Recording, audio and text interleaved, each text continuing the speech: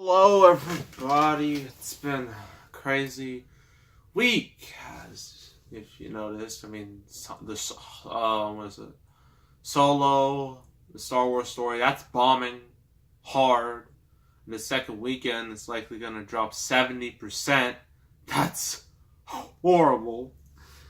And then there's all this other stuff in the news about, all these accusations against Morgan Freeman. And then what happened with Roseanne Barr, all that stuff happened this past week. And speaking of Morgan Freeman, some of you might some of you are probably like, why would you review this movie now? This is terrible timing. I'm like, it is terrible timing, but I didn't decide to do this movie now. This is, again, as I've said countless times, this is randomly selected. And so whatever I pick, it's what I usually have to go by. It was actually this point last year, a similar situation happened where I had to do a review despite incredibly bad timing. That was when I had to do Legend of the Guardians. I was playing a lot of Zack Snyder jokes against the man because some of his movies are not good. However, right before I was about to do it, I found out the news that he had to leave Justice League due to his daughter committing suicide. And I was just like, yikes! This is... Ooh. So yeah, this is not the first time this has happened. I had to deal with a review and some extremely bad timing. But... here we are.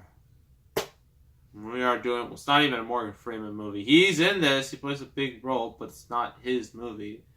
It's Jim Carrey. We're doing Bruce Almighty.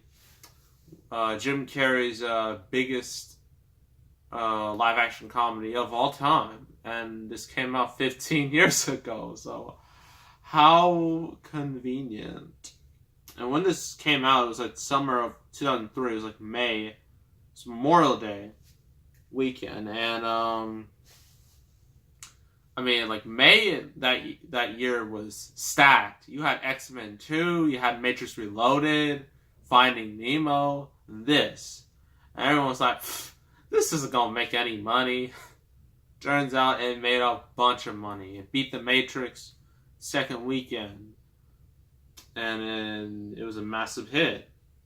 So yeah, here we are. So, let's read. If you want to read the back, go right ahead. If you don't care, then, well, let's get to it. So, Comic Genius, Jim Carrey stars with Jennifer Aniston and Morgan Freeman. What about Steve Carell? Not going to mention him? He got his own spinoff, which was a disaster. Can't believe they don't mention him. It's terrible. To be fair, this was before The Office. So, yeah.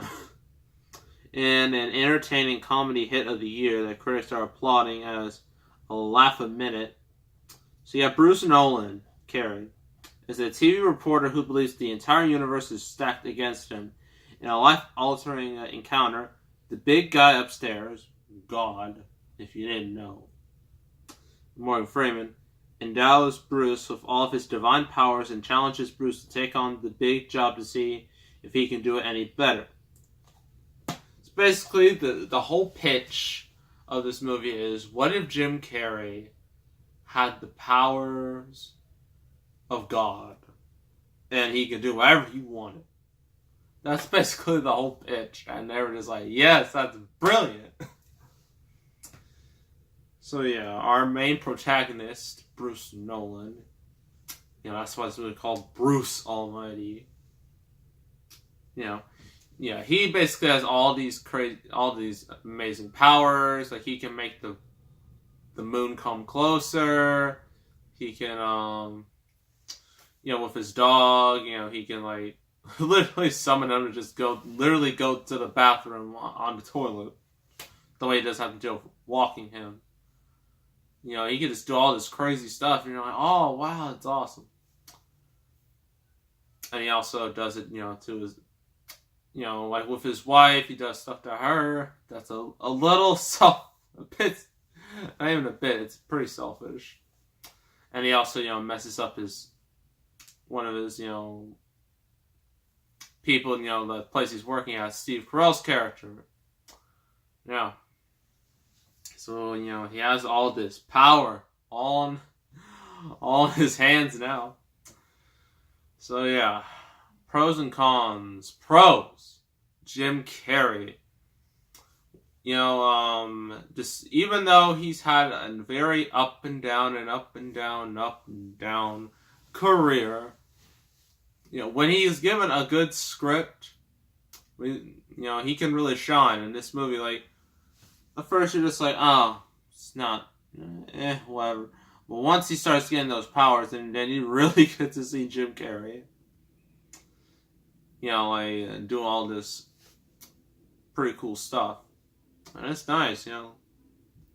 Yeah, I think this is one of the last Jim Carrey movies where he was, like, incredibly, you know, he's like a bankable star. Yeah, because this was his biggest hit, and after that, it just kind of all went downhill, which sucks. But yeah, Morgan Freeman is Morgan Freeman, which means he's really good in every movie, and I really hope those accusations are just lies, because I don't want to see Morgan Freeman.